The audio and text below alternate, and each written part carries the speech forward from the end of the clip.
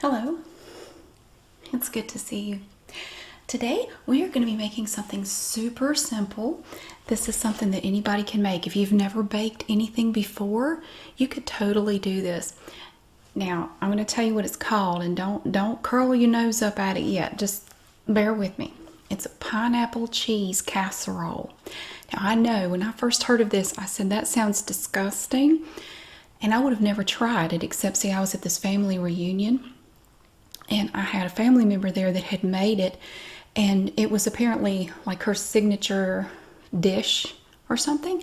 And she said, "Oh, you've got to try it. It turned out so good. I used fresh pineapple this time. You have to try it." And I couldn't say no.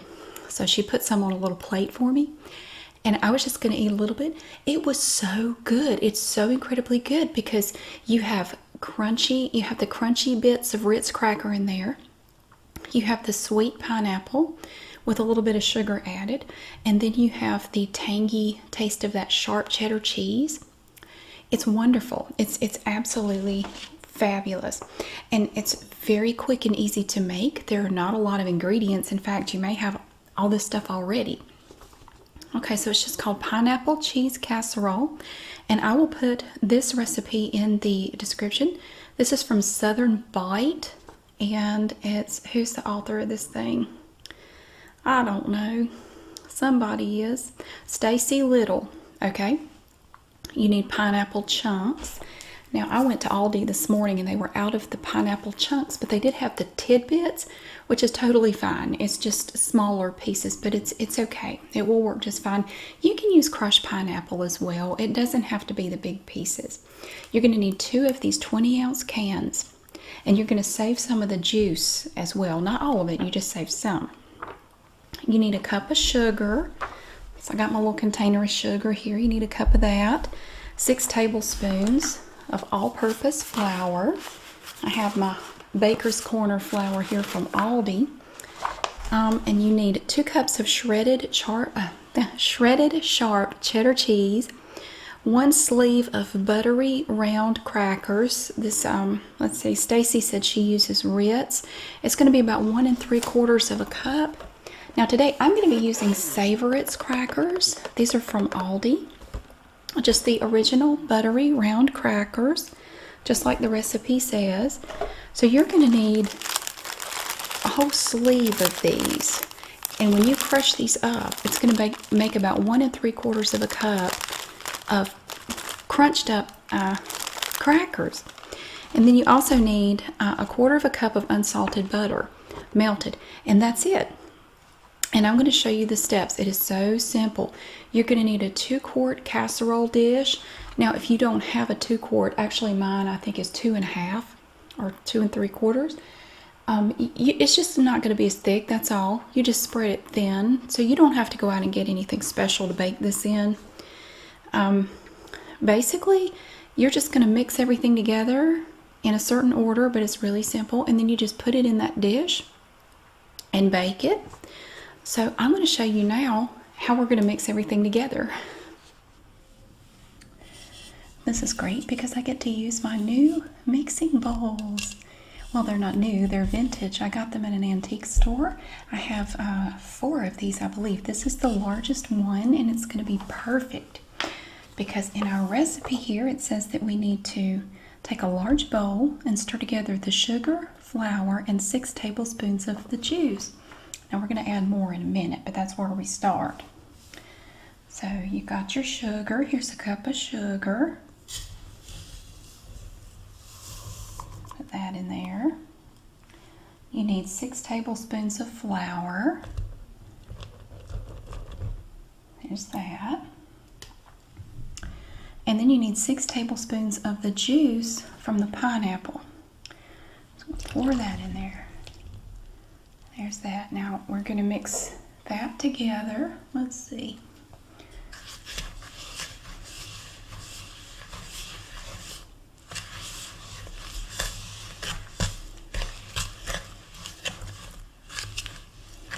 It kind of makes like a paste.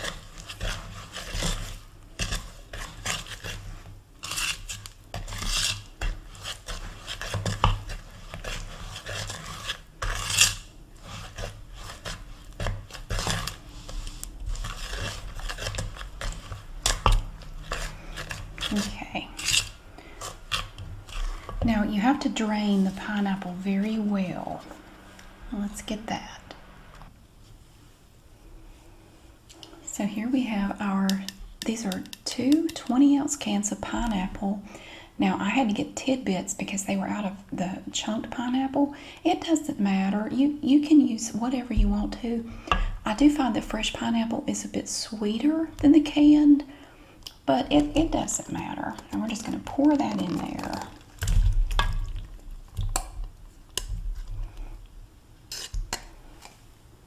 It's a little yucky piece. We'll get that one out. And we just stir that up. Just going to mix it into that paste, that sugary, floury pineapple paste. Looks like milk. Just mix it in there. You just want to kind of coat the pineapple. There, that's all. That's all you got to do. All right, now it's time to pour the first part into the casserole dish. Now this is my 2.75 quart casserole dish. It said 2 quarts, but I didn't have a 2 quart. This is fine though. Just pour it in there.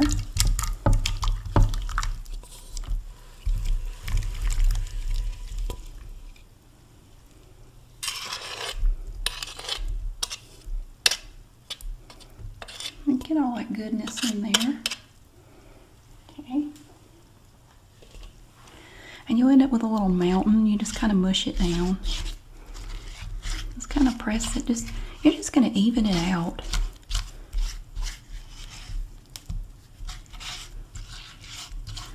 Make it nice and even. Now after you do that, you're going to take your cheese. So here we have 2 cups of sharp cheddar cheese. Sprinkle that over the top. Now it seems like a lot, but trust me, you're going to love it. And again, if you've never baked anything and you want to try to bake, this is a good recipe to start with. Now we can slide this over a little bit. And I'm just going to take this spoon that I've been using and I'm just going to kind of I'm going to distribute the cheese a little bit. I want to get it right up to the edges of the little dish. It's sticking to my spoon there. Okay. I like to just have it, kind of evenly distributed. Now, we're going to leave that alone for a minute because now we get to do something kind of fun. We get to take these crackers right here that don't want to come out. Now here is our sleeve of buttery round Savor-It's crackers. Now we have to squish these. We have to crush them, and it's kind of fun. You can do it any way you want to. I just put them in a bag. You don't have to put them in a bag. You can just crush them by hand. It doesn't matter. They crush very easily.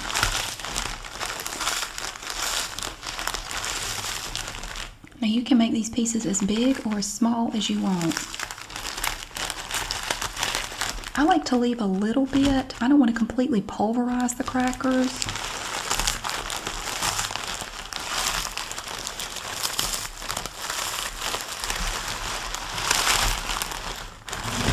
You can hit them with your fist. You can take out all your aggression on them.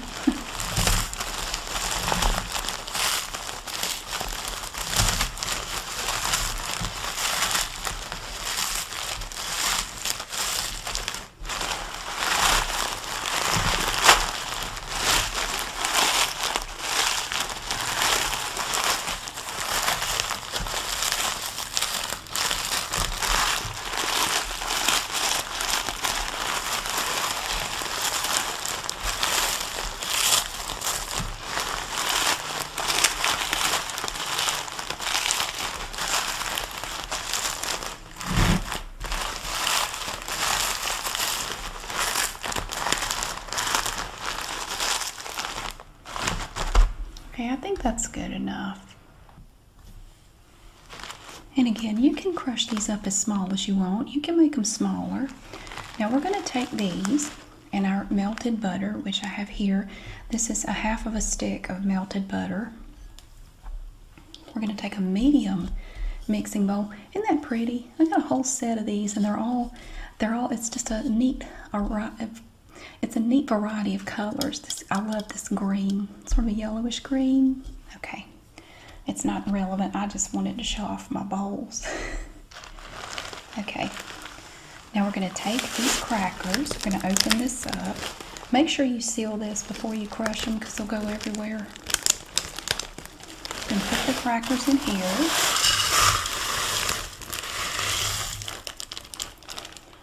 Now, I have seen other recipes say you just put the crumbs right on the casserole and then just drizzle the butter over it. I like this method a little bit better, where you take the butter and you pour it in here. Now you're going to take that there and you're just going to mix it just to coat the crumbs in the butter.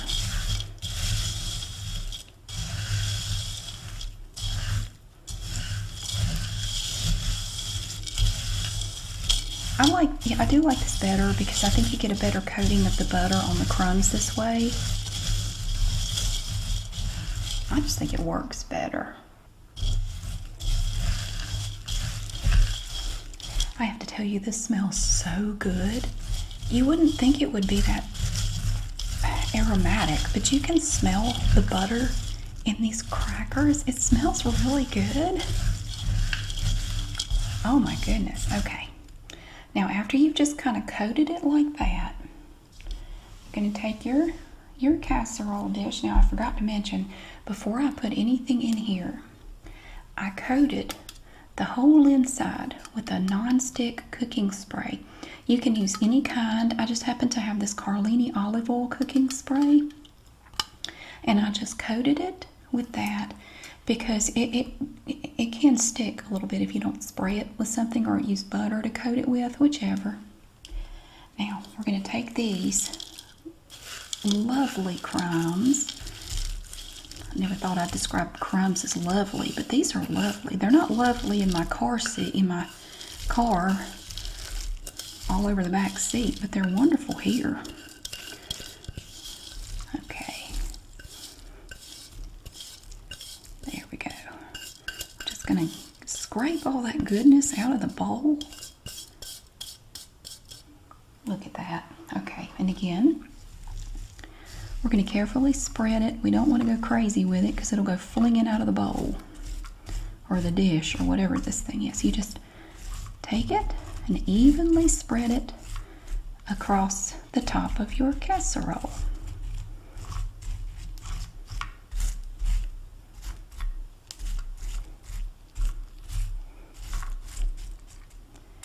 See, I like leaving some of these larger pieces of cracker in here. It adds a nice crunchy texture to it. It's going to be crunchy anyway because you used the butter in there. Okay, I think that's good. It doesn't have to be perfect. I just like to kind of distribute the crumbs. Now, what we're going to do, we're going to take this and we're going to bake it in the oven at 350 degrees for 30 minutes. And then after that, you have to let it rest outside of the oven for 10 minutes because being in there that long is exhausting and it needs a little time to recover. So you give it 10 minutes outside of the oven, and that allows everything in there to kind of thicken up a little bit. And then it is ready to serve. You can eat it hot or cold, it doesn't matter. It's a perfect dish for a reunion or just Tuesday night dinner, it doesn't matter. So let's go ahead and bake this. And I wonder if this will turn a nice golden brown with those buttery crumbs on there. Let's find out. I'm going to go bake it and then we'll come back. Ooh, look at that. Oh, I can tell you, it makes the whole house smell so good when you bake one of these. I wish you could smell this. It smells so good. Because you can smell the buttery crackers, the cheese, and the pineapple. Oh my goodness. It's fabulous. You've got to try this. In fact, let's try it right now. Okay, we have it all ready. It's beautiful.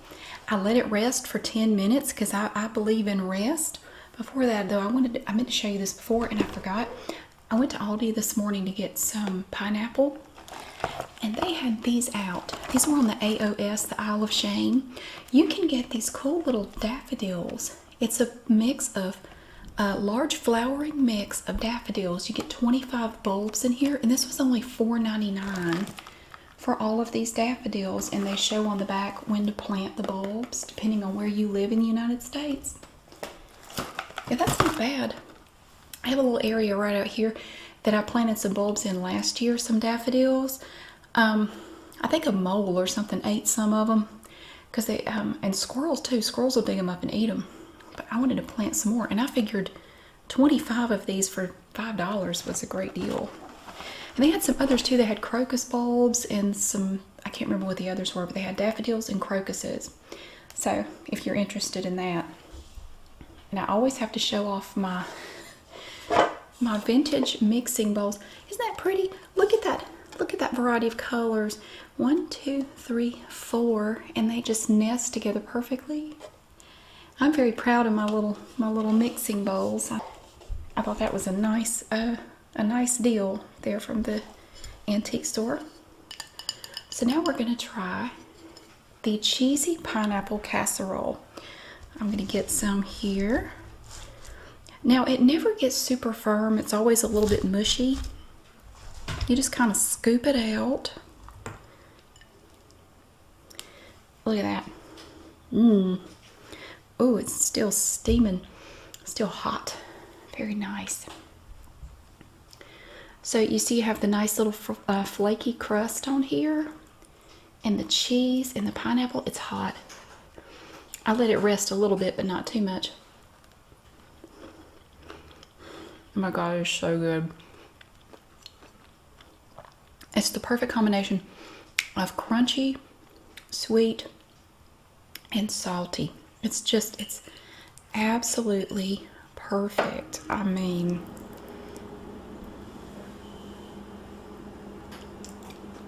look at that. Ooh, that cheese. It's delicious. Is it a health food? No. Are you going to live to be 100 if you eat a lot of this? Probably not. But I tell you, it goes with everything. I mean, just absolutely everything. It tastes good with anything. You could serve this with Thanksgiving dinner. You could take this to a family reunion, which I've done several times. It's just fantastic, and it's so easy to make. You just have very simple ingredients. You may already have a lot of it at home. You can make it right now, and I'll put the recipe down below. There are different varieties. There are different versions of the recipe. I like this one because you're mixing the butter in with the crumbs and then putting it on top. I think you get a nice crunchier top that way, instead of just putting the crumbs on the top and then drizzling butter over it. Not that there's anything wrong with it. I just think it's a little better to mix the crumbs and the butter and then put it on there. So that's it. It's very easy, very good, and very quick to make. Thank you so much for watching. I really hope that you enjoyed it. I sure did. Anytime I get to eat this, I enjoy it. So thank you for giving me a reason to. I hope you have a wonderful day. And Miss B. Arthur and I, on my totally appropriate shirt, thank you so much for being here, and I hope you have a great day, and I'll see you again soon.